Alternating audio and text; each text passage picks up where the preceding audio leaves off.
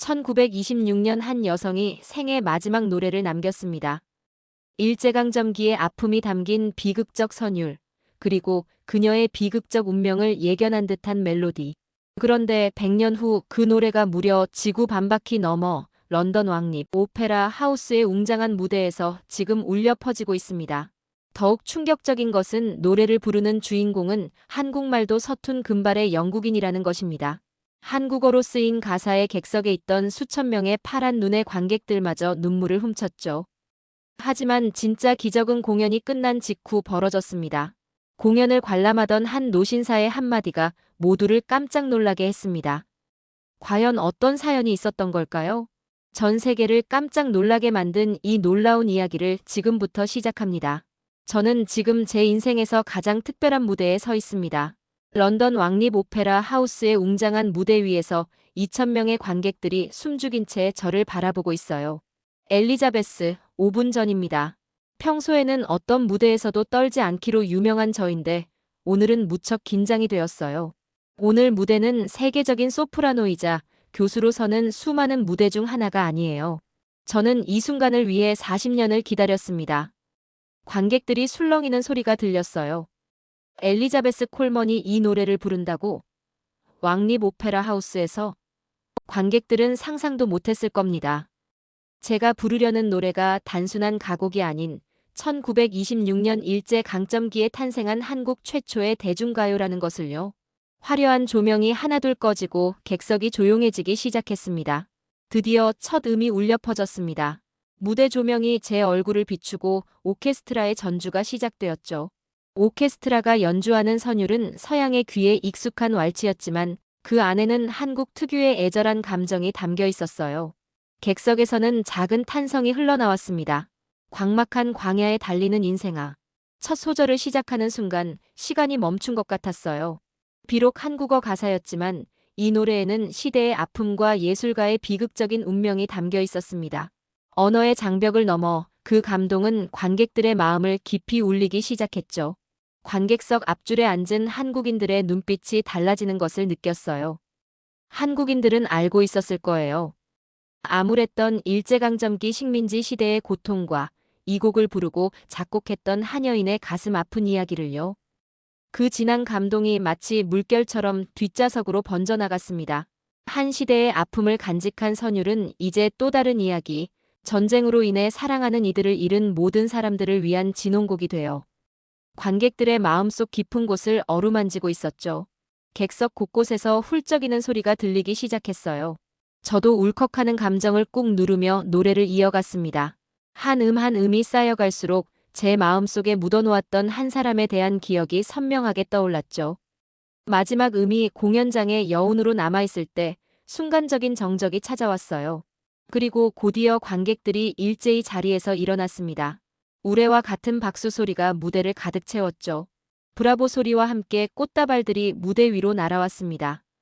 그때였어요. 한 노신사가 천천히 무대 앞으로 걸어왔습니다. 그의 눈가에는 눈물이 고여 있었고 떨리는 목소리로 말했죠. 당신이 드디어 이 노래를 불러줬군요. 그 순간 제 마음속에서도 무언가가 울컥 솟구쳐 올랐습니다. 40년 전 그날의 기억이 눈앞에 생생하게 떠올랐기 때문이죠. 40년 전 저는 런던 외곽의 허름한 집에서 살았어요. 어머니가 돌아가신 후 아버지는 혼자서 저를 키우시느라 고단한 시간을 보내고 계셨죠. 8살이었던 저는 학교 수업이 끝나면 늘 빈집을 지켰어요. 아버지는 청소부로 밤늦게까지 일하셨거든요. 낡은 창틀 사이로 차가운 바람이 들어오는 우리 집은 늘 쓸쓸했습니다. 학교에서 돌아오면 냉장고에는 빵 한 조각과 우유 반병이 전부였죠. 다른 아이들처럼 인형이나 장난감 대신 창가에 앉아 지나가는 사람들을 구경하는 게 저의 유일한 즐거움이었어요. 그러던 어느 날 창밖에서 이상한 노래가 들려왔습니다. 한 번도 들어본 적 없는 낯선 언어로 된 노래였어요. 처음에는 그저 지나가는 소리려니 했는데 매일 같은 시간에 그 노래가 들려왔죠. 노래 소리를 따라 고개를 돌리면 옆집 마당에서 채소를 가꾸시는 할머니의 모습이 보였습니다. 그러다 우연히 그 노래의 주인공과 마주치게 되었어요. 학교에서 돌아오는 길이었는데 갑자기 하늘에서 비가 쏟아졌거든요. 우산도 없이 비를 맞으며 서 있던 저를 할머니가 발견하셨습니다. 이리 와, 비 맞으면 감기 걸린단다. 서툰 영어였지만 그 목소리에는 따뜻함이 가득했어요. 김순애 할머니의 집 안으로 들어서자 처음 맡아보는 고소한 냄새가 코끝을 간지렸습니다. 주방 테이블 위에는 제가 한 번도 보지 못한 이상한 음식들이 놓여 있었어요. 할머니, 이건 뭐예요? 이건 김밥이란다. 우리나라에서는 소풍 갈 때 꼭 싸가지. 할머니는 그렇게 말씀하시며 저를 위해 따뜻한 차도 내어주셨어요. 차를 마시는 동안 할머니는 제게 이것저것 물어보셨죠. 혼자 있는 시간이 많다는 제 이야기를 듣고는 할머니의 눈빛이 슬픔으로 가득 찼어요. 그때 할머니의 벽장 속에서 낡은 카세트 테이프가 눈에 띄었습니다. 할머니는 제 시선을 따라가 보시더니 조용히 카세트를 꺼내 틀어주셨어요. 그리고 그때였습니다. 제가 매일 아침 들었던 그 노래가 흘러나왔죠.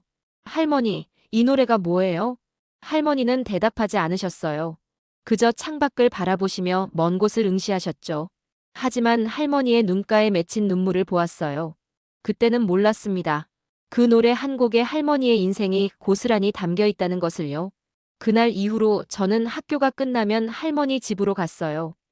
채소를 가꾸시는 것을 도와드리기도 하고 때로는 할머니가 들려주시는 한국 이야기를 들었죠. 텅 비어있던 제 일상에 조금씩 따뜻한 기운이 차오르기 시작했습니다.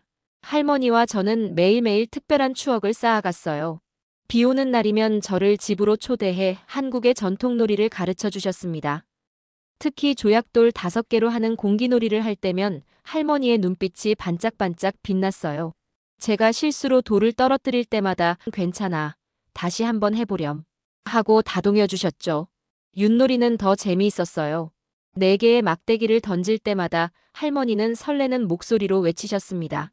엘리자베스, 이렇게 던지는 거야. 도, 개, 걸, 윷, 모. 저는 그 단어들의 의미도 모른 채 따라 외쳤죠. 할머니의 서툰 영어와 제 서툰 한국어가 뒤섞여 우리는 배를 잡고 웃었어요. 맑은 날이면 할머니의 작은 텃밭에서 배추와 물을 심으시면서 고향 이야기를 들려주셨어요. 우리 마을에서는 가을이면 온 동네 사람들이 모여서 김장을 했단다. 산처럼 쌓인 배추로 김치를 담그면서 이야기꽃을 피웠지. 어느 날은 하얀 가루 반죽으로 동그란 떡을 빚으셨어요. 이건 떡이라고 하는 거야. 내가 좋아하는 케이크와는 다르지만 우리나라의 특별한 음식이지. 서툴지만 저도 따라 해보려 했죠. 모양이 엉망이 되었을 때도 할머니는 우리 엘리자베스가 만든 게 제일 예쁘구나 하며 칭찬해 주셨습니다. 주말이면 제게 한글도 가르쳐 주셨어요. 한글은 마치 그림 같았죠. 이응은 하늘, 미음은 땅이라고 하시며 글자 하나하나의 의미를 설명해 주셨어요. 저는 서툰 솜씨로 사랑해요, 할머니라고 쓰는 법을 배웠습니다. 할머니는 그 글씨를 냉장고에 소중히 붙여두셨어요. 제가 학교에서 친구와 싸우고 돌아와 속상한 마음을 할머니께 털어놓았을 때도 이렇게 말씀하셨어요. 울고 싶을 때는 실컷 울어도 된단다. 할머니가 여기 있잖니. 그 말씀을 들으면 어떤 어려움도 이겨낼 수 있을 것 같았습니다. 어느 날 윷놀이를 하다가 실수로 윷가락 하나가 벽장 안으로 굴러들어갔어요. 제가 주워오겠다고 벽장 안을 들여다보니 낡은 흑백 사진 한 장이 눈에 들어왔습니다. 할머니, 이 사진 속 사람이 누구예요? 사진 속에는 젊은 여인과 군복 차림의 영국 병사가 나란히 서 있었어요. 젊은 여인은 분명 할머니였습니다. 지금과는 너무나 다른 앳된 모습이었죠. 할머니는 한동안 말없이 사진을 바라보시더니 떨리는 손으로 사진을 어루만지셨어요. 그 사람은 날 살려준 은인이야. 할머니의 목소리가 잠시 멈췄다가 이어졌습니다. 1950년 우리 마을에 전쟁이 찾아왔단다. 하늘에서는 폭탄이 떨어지고 사방에서 총성이 울렸지. 마을 사람들은 모두 뿔뿔이 흩어졌고 난 혼자 남았어. 할머니의 목소리가 점점 작아졌어요. 저는 숨죽이고 이야기를 들었습니다. 그때 이 영국군 병사가 나를 발견했어. 제임스. 그의 이름은 제임스였지. 그는 자신의 물과 식량을 나눠주었고 안전한 곳으로 데려다 주었어. 할머니의 눈에서 한 줄기 눈물이 흘러내렸습니다. 하지만 제임스는 다시는 고향으로 돌아가지 못했단다. 전장에서 전사했거든. 방 안이 조용해졌어요. 할머니는 천천히 일어나 카세트를 켰습니다. 그리고 그 노래가 다시 흘러나왔죠. 윤심떡의 사의 찬미. 할머니가 알려주신 노래 제목이었습니다. 그날 제임스는 마지막으로 이 노래를 듣고 싶다고 했어. 한국의 마지막 기억으로 이 노래를 간직하고 싶다고. 그제서야 저는 깨달았습니다. 할머니가 매일 부르시던 이 노래가 단순한 노래가 아니었다는 것을요. 전쟁의 아픔, 이별의 슬픔, 그리고 한 영국 병사의 마지막 소원이 담긴 노래였다는 것을. 할머니는 제 손을 꼭 잡으셨어요. 엘리자베스, 이 노래는 단순한 노래가 아니란다. 우리의 역사야. 잊지 말아야 할 이야기지. 그날 이후로 저는 더욱 열심히 한국어를 배웠고 할머니의 노래를 따라 부르기 시작했습니다. 그리고 그때부터였을까요? 이 노래를 꼭 제 목소리로 부르고 싶다는 작은 꿈이 싹트기 시작한 것은 할머니와 함께 부르던 노래들이 제 삶의 일부가 되어갈 무렵 제 목소리에 특별한 변화가 찾아왔습니다. 학교 합창단 선생님께서 제일 먼저 알아채셨죠. 엘리자베스, 너의 목소리가 달라졌구나. 마치 수정처럼 맑아졌어. 그 후로 음악 선생님들의 관심이 집중되기 시작했고 왕립음악원 입학을 준비해보는 게 어떻겠냐는 제안을 받았어요. 15살의 저에게는 너무나도 큰 기회였죠. 레슨과 연습에 매진하다 보니 자연스레 할머니 댁에 가는 발걸음이 뜸해졌습니다. 늦가을의 쌀쌀한 저녁이었습니다. 오랜만에 할머니를 뵈러 가야겠다는 생각이 들어 서둘러 할머니 댁으로 향했어요.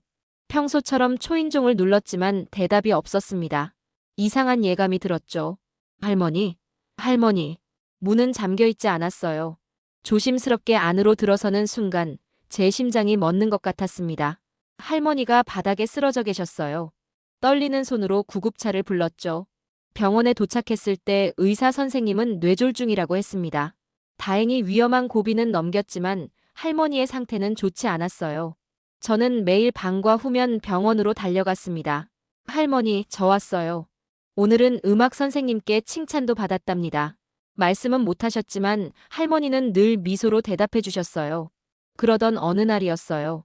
할머니가 힘겹게 손짓하시더니 귀에 대고 뭔가를 속삭이셨습니다. 엘리자베스, 내 목소리로 그 노래를 불러줄 수 있겠니? 제 심장이 쿵 하고 내려앉았어요. 할머니가 그토록 사랑하시던 그 노래를요. 저는 눈물을 참으며 떨리는 목소리로 노래를 시작했습니다.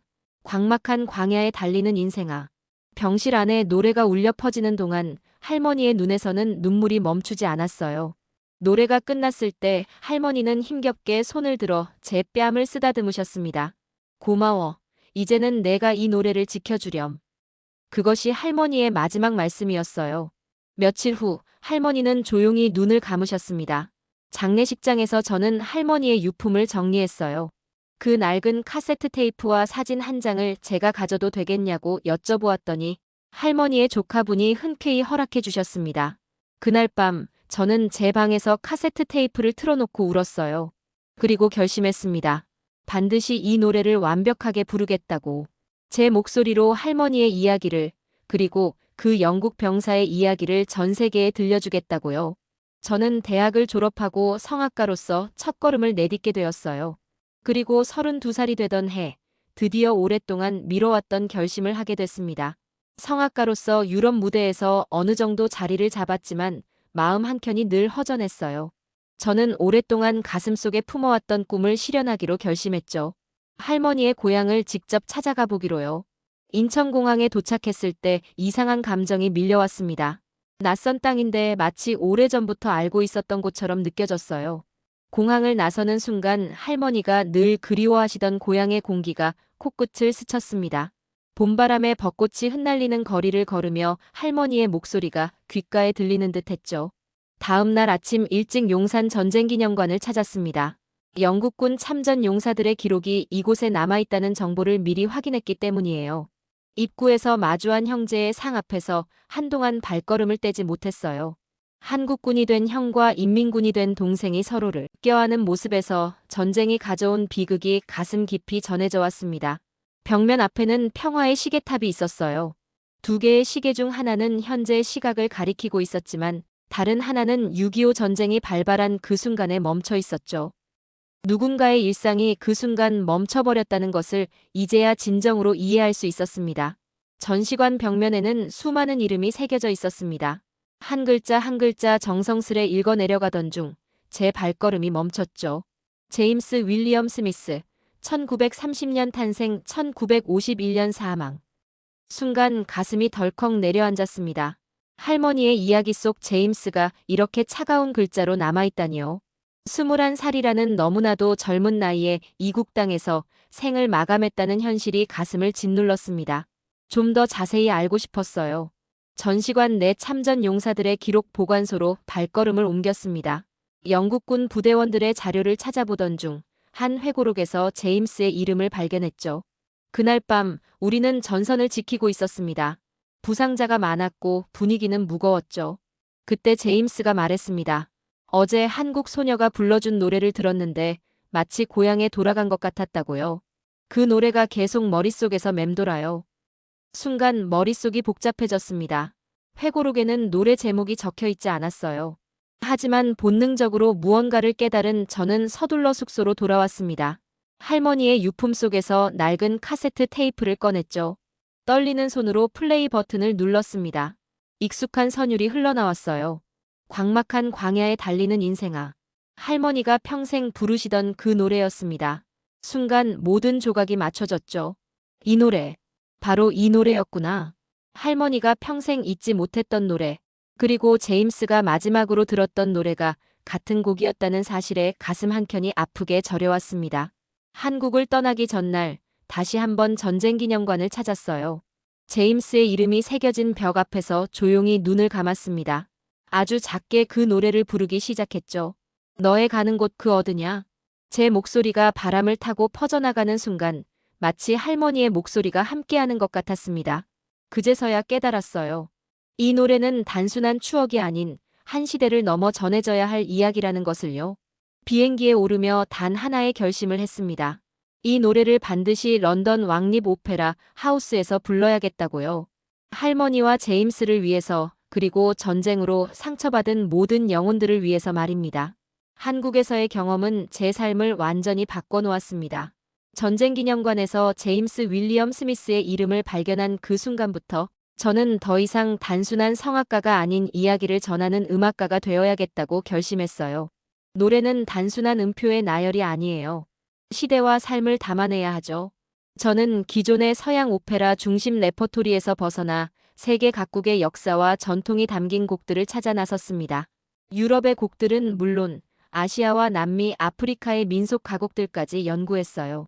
특히 전쟁의 아픔을 담은 곡들을 찾아 불렀죠. 그 과정에서 할머니가 그토록 사랑하셨던 그 노래가 가진 강렬한 서사성과 음악적 가치를 더욱 깊이 이해하게 되었습니다. 커리어를 쌓으며 차츰 세계적인 무대에서 주목받기 시작했어요. 뉴욕 메트로폴리탄 오페라, 빈 국립 오페라 극장, 밀라노라, 스칼라 등에서 주연으로 섰습니다. 평론가들은 제 노래에 대해 이렇게 평했죠. 엘리자베스의 노래에는 시대를 넘나드는 감동이 있다. 특히 프랑스 노르망디에서 열린 2차 세계대전 종전 70주년 기념 콘서트는 잊을 수 없는 무대였습니다. 베를린 필하모닉과 협연하며 홀로코스트 희생자들을 위한 헌정 무대를 가졌죠. 눈물을 흘리며 부른 그 무대가 전 세계적으로 화제가 되었어요. 그때 저는 확신했습니다. 음악은 단순한 예술이 아니에요. 한 시대를 기억하는 힘이죠. 드디어 가장 큰 도전을 앞두고 있었습니다. 왕립 오페라 하우스 음악 감독실 앞에서 심호흡을 했어요. 제가 지금 하려는 제안이 얼마나 무모한 것인지 알고 있었죠. 한국의 노래를 부르고 싶습니다. 감독님의 표정이 순식간에 굳어졌어요. 그의 다음 말은 예상했던 것보다 더 차가웠습니다. 엘리자베스, 당신 미쳤습니까? 이건 단순한 실험이 아닙니다. 왕립 오페라 하우스의 명성이 걸린 일이에요. 이런 시도는 당신의 커리어를 완전히 끝낼 수도 있습니다. 순간 온몸에 한기가 느껴졌어요. 하지만 이내 마음을 다잡았습니다. 이 노래는 단순한 가곡이 아닙니다. 1926년 일제강점기에 탄생한 한국 최초의 대중가요이자 한국 전쟁에서 희생된 영국군 병사의 마지막 위안이 되었던 노래입니다. 그러자 감독님은 더욱 날카로운 목소리로 말했어요. 당신은 지금 수백 년의 클래식 전통을 위협하고 있어요. 이 시도로 당신뿐만 아니라 당신과 함께하는 모든 음악가들이 업계에서 매장될 수 있다는 걸 알고 있습니까? 음악계의 반응은 더욱 신랄했습니다. 공연 스폰서들이 하나둘 발을 빼기 시작했고 일부 이사진들은 공연 취소를 강하게 요구했어요. 엘리자베스, 그동안 쌓아온 모든 것을 한순간에 무너뜨리려 하는 거야. 이건 예술이 아닌 자살 행위야. 하지만 포기할 수 없었습니다. 매일 밤 할머니의 카세트 테이프를 들으며 연습했어요.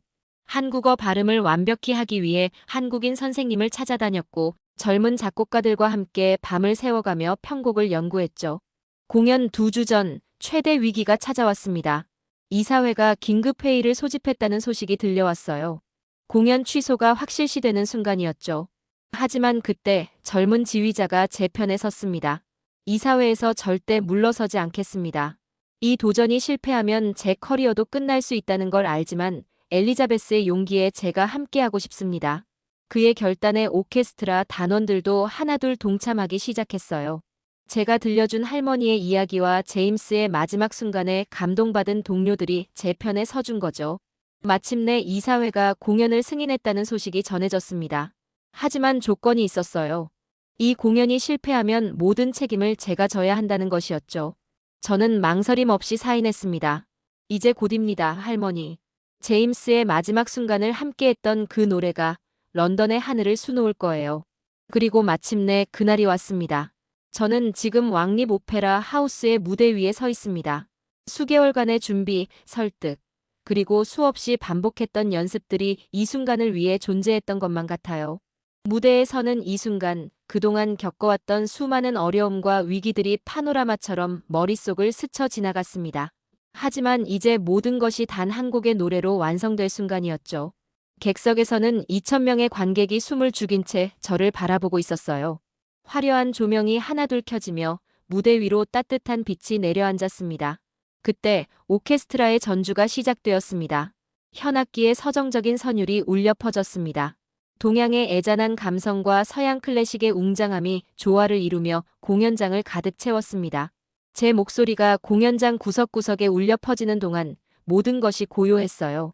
할머니의 미소, 전쟁기념관에서 발견한 제임스의 이름, 그리고 이 무대를 위해 흘린 모든 땀과 눈물이 한음 한음에 녹아들었습니다. 마지막 음이 끝나고 이어진 우레와 같은 박수 소리. 관객들이 일제히 자리에서 일어나 브라보를 외쳤습니다. 그때였어요. 관객석 앞줄에서 한 노신사가 천천히 자리에서 일어났습니다. 그의 얼굴은 눈물로 범벅이 되어 있었죠. 다른 관객들의 기립박수가 계속되는 가운데 노신사는 한 걸음 한 걸음 무대를 향해 걸어왔어요. 당신이 드디어 이 노래를 불러줬군요. 떨리는 목소리였지만 그 한마디에 담긴 무게가 심상치 않았습니다. 저는 그저 공연에 감동받은 관객일 거라 생각했어요. 하지만 그의 다음 말에 순간 숨이 멎는 것 같았습니다. 저는 60년 동안 이 노래를 찾아 헤맸습니다. 아버지의 마지막 편지에 적힌 그 노래를. 노신사의 목소리가 흐려졌어요. 그가 떨리는 손으로 꺼낸 것은 낡고 누런 편지 한 장. 저도 모르게 그 편지에 시선이 고정됐습니다. 그리고 편지 끝에 서명된 이름을 보는 순간 제 심장이 거세게 요동쳤어요. 제임스 윌리엄 스미스. 순간 무대의 조명도 객석의 환호도 모두 사라진 것 같았습니다. 귓가에서 윙윙대는 소리만이 들렸어요. 할머니와 제임스의 이야기, 전쟁기념관에서 보았던 그 이름, 그리고 지금 제 앞에 서 있는 노신사까지. 모든 것이 한순간에 연결되었습니다. 아버지의 마지막 편지에는 이렇게 적혀 있었어요. 한국의 어린 소녀가 불러준 노래. 그 노래를 들으며 전쟁의 고통을 잊을 수 있었다고. 평화로운 세상을 꿈꿀 수 있었다고. 노신사의 목소리가 흐려졌어요. 저는 무대 위에서 그대로 주저앉을 것만 같았습니다. 제가 찾았던 제임스, 할머니가 그토록 그리워하던 제임스. 그의 아들이 지금 제 앞에 서 있다는 사실이 믿기지 않았어요. 저는 다시 현재의 무대 위로 돌아왔습니다. 눈앞의 관객들이 선명하게 보이기 시작했어요. 노신사와 마주잡은 손에서 전해지는 온기가 아직도 생생합니다. 60년의 시간을 뛰어넘어 이어진 이 순간, 저는 깨달았습니다. 할머니의 노래는 결코 끝나지 않았다는 것을요. 공연이 끝난 후, 저는 분장실에서 오랫동안 거울 앞에 앉아 있었습니다. 마이클 스미스가 건네준 제임스의 편지를 한 줄 한 줄 읽어내려가며 이 노래가 가진 깊은 의미를 다시 한번 되새겼어요. 100년 전 일제강점기의 한 여인이 부른 노래가 한국전쟁의 한복판에서 영국 병사의 마음을 울렸고 그 울림이 다시 60년의 시간을 건너 이곳 런던의 무대에서 울려 퍼진 것입니다. 할머니의 낡은 카세트 테이프를 꺼내 들었어요. 1926년 윤심떡이 마지막으로 녹음한 사의 찬미는 단순한 가요가 아니었습니다. 일제강점기에 암울했던 시대를 살아간 한 예술가의 절절한 외침이자 사랑하는 사람과 함께 죽음을 선택할 수밖에 없었던 비극적 운명의 노래였죠. 광막한 광야에 달리는 인생아, 너의 가는 곳 그 어디냐? 가사 한 구절 한 구절이 가슴 깊이 파고들었습니다. 이 노래는 윤심떡의 마지막 유서였고 전쟁 속에서 평화를 꿈꾸었던 제임스의 위안이었으며 할머니의 평생 그리움이었어요. 문득 할머니의 마지막 말씀이 떠올랐습니다. 이 노래는 단순한 노래가 아니란다. 우리의 역사야. 잊지 말아야 할 이야기지. 저는 이제야 그 말씀의 의미를 온전히 이해할 수 있었어요. 윤심떡의 사의 찬미는 시대와 국경을 넘어 우리의 가슴을 울리는 진정한 평화의 노래였던 거죠. 분장실 문을 두드리는 소리가 들렸습니다. 밖에는 취재진들이 기다리고 있었어요. 엘리자베스 콜먼, 이 노래를 선택하신 특별한 이유가 있나요? 잠시 생각에 잠겼다가 입을 열었습니다. 이 노래는 100년 전 한국에서 태어나 전쟁의 아픔을 겪고 그리고 오늘 이 자리에서 다시 울려 퍼졌습니다. 한 여인의 비극적인 사랑에서 시작된 노래가 전쟁의 상처를 위로하고 이제는 평화의 메시지가 되어 우리 앞에 서 있어요. 이것이야말로 진정한 음악의 힘이 아닐까요? 이제 이 노래는 새로운 여정을 시작합니다. 전 세계 사람들에게 이 노래가 담고 있는 깊은 감동과 평화의 메시지를 전하고 싶어요. 100년 전의 노래가 오늘 이곳에서 완성되었으니까요. 오늘 이야기는 여기까지입니다. 이야기가 즐거우셨다면 구독과 좋아요, 댓글과 알림 설정 부탁드립니다. 앞으로도 더 흥미롭고 감동적인 이야기로 찾아뵙겠습니다. 감사합니다.